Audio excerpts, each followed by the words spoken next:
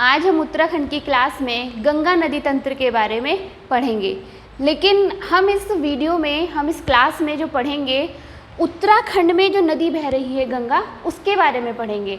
वैसे तो हमारे भारत में बहने वाली और भारत में से ही निकलने वाली गंगा नदी सबसे लंबी नदी है, लेकिन यहाँ जो हम पढ़ेंगे वो उत्तराखंड में जितना गंगा नदी बहती है उसके बारे में पढ़ेंगे। तो उत्तराखंड में जो गंगा नदी की लंबाई है वो है 96 किलोमीटर। जो गंगा नदी है हमारे भारत की राष्ट्रीय नदी है, इसे धार्मिक नदी भी माना जाता है। अब इसे धार्मिक नदी, पवित्र नदी क्यों माना जाता है, इसके धार्मिक और साइंटिफिक दोनों कारण हैं। तो पूरे टॉपिक के बाद मैं आपको इसे बताऊंगी कि इसे धार्मिक और राष्ट्रीय नदी या फिर पौराणिक नदी क्यों माना जाता है। ठीक है, अब बात करते हैं गंगा नदी के उद्गम स्थल की। तो लास्ट वीडियो में मैंने आपको ये बताया था कि भागीरथी और अलकनंदा देवप्रयाग नामक स्थान पर मिल जाती हैं और उसके बाद से जो नदी बहती है उसे गंगा कहा जाता है। लेकिन इसका मतलब ये नहीं है कि गंगा का उद्गम स्थल देवप्रयाग हो गया। अगर पेपर में आता है कि गंगा का उद्गम स्थल क्या है, तो उद्गम स्थल इसका गंगोत्री या गोमुख ही है। तो आप कभी ये कंफ्यूज मत हो जाना कि अगर यहाँ से नाम दिया गया है तो इसका उद्गम स्थल भी देवप्रयाग होगा। ठीक है स्टूडेंट, अब हम थोड़ा सा देवप्रयाग के बारे में बात करते हैं। उससे पहले मैं आपको बताती हूँ प्रयाग क्या है। जहाँ दो नदियाँ मिले उसे संगम कहा जाता है, लेकिन जहाँ हिमानी नदियाँ मिले उसे प्रयाग कहा जाता है। जैसे प्रयागराज, और मैंने आपको पंचप्रयाग के बारे में भी बताया है। तो भागीरथी और अलकनंदा टिहरी गढ़वाल के देवप्रयाग नामक स्थान पर मिल जाती है। यह जो देवप्रयाग नामक स्थान है, यह केवल प्रयाग के नाम से के लिए प्रसिद्ध नहीं है, इसका ऐतिहासिक भी बहुत महत्व है।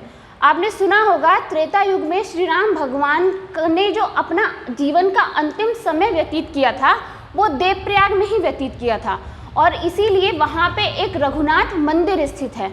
और यह जो रघुनाथ मंदिर है यह उत्तराखंड का द्रविड़ शैली में बना हुआ केवल एकमात्र मंदिर है। अब जो हमारा उत्तरी भारत है वहाँ बेसिकली जो मंदिर की शैली है बनने की वो नागर शैली में बने हुए हैं, लेकिन द्रविड़ शैली में बना हुआ यह उत्तराखंड का एकमात्र मंदिर है जो बाकी मंदिर से क्या है, थोड़ा अलग है। इसके अतिरिक्त इस मंदिर के पीछे एक अभिलेख मिला है जिसपे यह उत्कीर्ण है कि परमार वंश के 37वें राजा अजयपाल ने अपने 52 गढ़ों को जीता और गढ़वाल की क्या की, स्थापना की। तो इसलिए ये देवप्रयाग का केवल धार्मिक महत्व नहीं है, ऐतिहासिक भी काफ़ी महत्व है। अब देवप्रयाग से निकलने के बाद जो ये गंगा नदी है ये पहुंचती है पौड़ी गढ़वाल, और इसकी जो सबसे पहले जो नदी मिलती है वो मिलती है नयार नदी। तो हमारे मध्य हिमालय में एक पर्वत श्रेणी है जिसे उत्तराखंड का पामीर भी कहा जाता है, वो है दूधातोली पर्वत श्रेणी। तो दूधातोली पर्वत श्रेणी के जखमोली ढाल से निकलती है पूर्वी नयार नदी, और उसके उत्तर पश्चिमी ढाल से निकलती है दो जलधाराएं निकलती हैं। एक निकलती है स्यूलीगाड़ और एक निकलती है ढाई ज्यूलीगाड़। तो देखिए ये स्यूलीगाड़ और ढाई ज्यूलीगाड़ पौड़ी गढ़वाल के पैठड़ी नामक स्थान पर मिल जाती हैं, और जब ये दो नदियाँ मिलती है तो उस नदी को कहा जाता है पश्चिमी नयार नदी। और ये पश्चिमी नयार नदी और पूर्वी नयार नदी सतपुली नामक स्थान पर आकर मिल जाती है। अब इस सतपुली नामक स्थान को अलग अलग नामों से जाना गया है, जैसे इसे नौगांव कमदा के नाम से भी जानते हैं, और पुराणों में इसे वैंतयक तीर्थ के नाम से जाना जाता है। तो ऐसा माना जाता है कि जब पहले चार धाम की यात्रा होती थी तो चार धाम की यात्रा का जो रास्ता माना जाता था वो वैंतयक तीर्थ से माना जाता था। मतलब जो लोग जाते थे वो यहीं से सफ़र करके जाते थे। उसके बाद जब पूर्वी नयार और पश्चिमी नयार मिली तो उसे क्या कहा गया, नयार नदी कहा गया। अब यह नयार नदी को स्थानीय भाषा में नाद गंगा और इंद्रावती के नाम से भी जाना जाता है। ब्यास घाट के पास फूल चट्टी नामक स्थान पर यह गंगा नदी से मिल जाती है। अब इसकी एक विशेषता और है, जो हमारा स्कंद पुराण है उसमें सप्त सामुद्रिक स्रोत के बारे में वर्णन किया गया है। अब सप्त सामुद्रिक स्रोत क्या है, तो मैंने आपको पंचप्रयाग बताया। पंचप्रयाग में 6 नदियाँ हैं, एक अलकनंदा, विष्णु गंगा जिसे पश्चिमी धौली गंगा के नाम से भी जाना जाता है, नंदाकिनी है, कर्णगंगा है, मंदाकिनी है, भागीरथी। तो 6 नदी तो पंचप्रयाग की और 7वीं नदी नयार। इन 7 नदियों को मिला के सप्त सामुद्रिक स्रोत के नाम से जाना जाता है। उसके बाद गंगा नदी पहुंचती है ऋषिकेश। तो ऋषिकेश में गंगा नदी से टिहरी गढ़वाल में एक जगह है चंदनवाड़ी। चंदनवाड़ी से निकलने वाली चंद्रभागा ऋषिकेश में गंगा नदी से जाकर मिल जाती है। उसके पश्चात गंगा नदी से जो नदी मिलती है वो निकलती है सुरकुंडा पर्वत के पास से निकलने वाली सोंग नदी। अब मैं इस सुरकुंडा पर्वत के बारे में बताती हूँ। यह टिहरी गढ़वाल के मसूरी श्रेणी में स्थित है। इस सुरकुंडा पर्वत के पास ही आपने सुरकुंडा देवी का मंदिर है वो भी स्थित है। ठीक है, आपने उसका नाम भी सुना होगा, एक शक्तिपीठ भी माना जाता है, तो वह स्थित है। तो वहाँ से निकलती है सोंग नदी जो रायवाला नामक स्थान पर आकर गंगा नदी से मिल जाती है। अब इस सोंग नदी की सहायक नदियों के बारे में कई बार पूछा गया है। तो सोंग नदी की सहायक नदी जाखनराव, बाल्दी, कालीघाट और सुसवा है। इस सुसवा की भी सहायक नदी है रिस्पना और विंदार। ये रिस्पना वही नदी है, जब आप देहरादून जाते हैं तो रिस्पना पुल भी पड़ता है। प्राचीन काल में इसका नाम ऋषिपर्णा था, लेकिन हमारे उत्तराखंड में अंग्रेज आए तो उनसे ऋषिपर्णा बोला नहीं गया, तो प्रोनाउंसिएशन के कारण ऋषिपर्णा के स्थान पर उन्होंने इसका नाम क्या कर दिया, रिस्पना कर दिया। तो तभी से इसका नाम क्या पड़ गया, रिस्पना पड़ गया। रायवाला के बाद गंगा नदी जो प्रवेश करती है वो करती है हरिद्वार में, और मैदानी क्षेत्र में प्रवेश जो प्रथम बार किया है वो उसने हरिद्वार में ही किया है।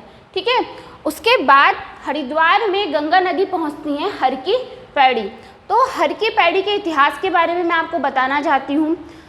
उज्जैन के राजा विक्रमादित्य के भाई भृतहरि थे। इन्होंने इस स्थान पर आकर तपस्या की थी और उन्हीं की याद में राजा विक्रमादित्य ने इस हर की पैड़ी का निर्माण किया था। लेकिन तब इसका एक नाम भृतहरि पैड़ी भी था। अकबर के समय में राजा मानसिंह के द्वारा इसका जीर्णोद्धार कराया गया। तो हमारे पौराणिक ग्रंथों में इसका विशेष महत्व माना जाता है, क्योंकि आपने सुना होगा कुंभ का, क्योंकि कुंभ भी जो लगता है वो यहीं हरिद्वार में लगता है। उसके बाद हर की पैड़ी से आगे जाके गंगा नदी पर बनाया गया है भीमगोड़ा बैराज। अब देखिए, सामान्यतः जो बैराज बनाया जाता है वो उसका बहुत सारे उद्देश्य होते हैं, जैसे सिंचाई के लिए नहरों का निर्माण करना, अगर बाढ़ आ रही है तो बाढ़ पर नियंत्रण करना।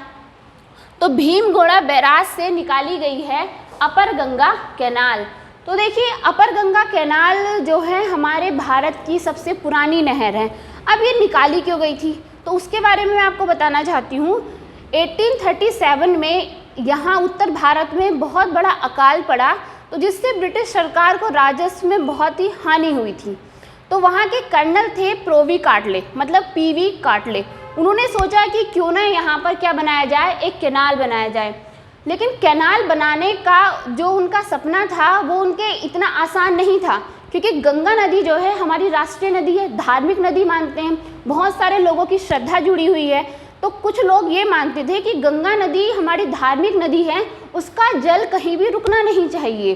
तो इस कारण उन्होंने इसका क्या किया, विरोध किया। लेकिन पीवी कार्टले ने अपना थोड़ा दिमाग लगाया और उनसे थोड़ा वादा किया कि अगर आप अपर गंगा कैनाल बनाने का बात हमारी मान लेते हैं तो जितने भी घाट हैं उसकी मरम्मत भी हम खुद ही करेंगे, और दूसरा मतलब ब्रिटिश सरकार के द्वारा कराया जाएगा।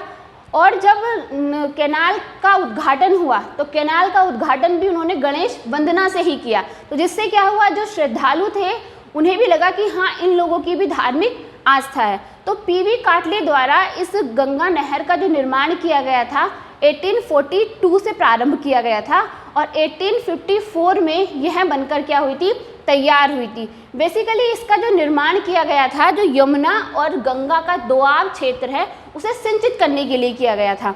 तो भीमगोड़ा बैराज से क्या निकाली गई, अपर गंगा कैनाल निकाली गई। यह जो नहर है रुड़की होते हुए उत्तर प्रदेश के अलीगढ़ नामक स्थान तक जाती है। लेकिन जो हमारी गंगा नदी है, जो मेन गंगा नदी है, वह बिजनौर जिले से बहती हुई बाहर हो जाती है।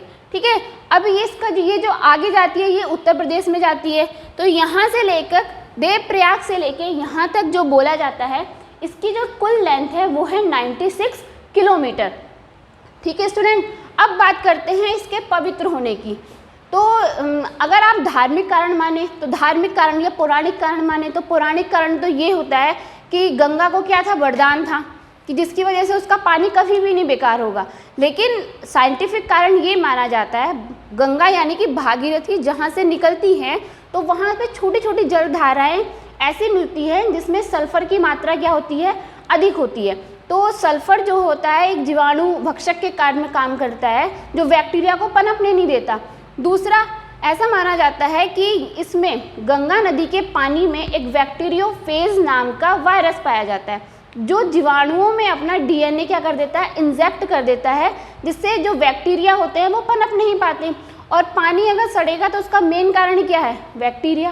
बैक्टीरिया के कारण ही कोई चीज़ बेकार होती है।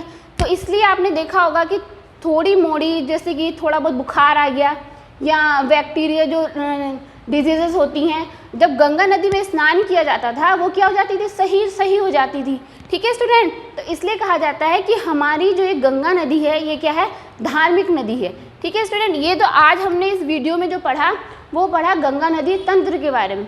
इसके अतिरिक्त मैंने देवप्रयाग के आपको ऐतिहासिक महत्व के बारे में बताया, जो हमारा सप्त सामुद्रिक स्रोत है उसके बारे में बताया, रिस्पना नदी जिसे प्राचीन काल में ऋषिपर्णा के नाम से जाना जाता था, इसके बारे में बताया। ठीक है, तो ये था हमारा गंगा नदी तंत्र। बाकी एक नदी तंत्र और है, वो मैं आपको अगली क्लास में पढ़ाऊँगी। Thank you.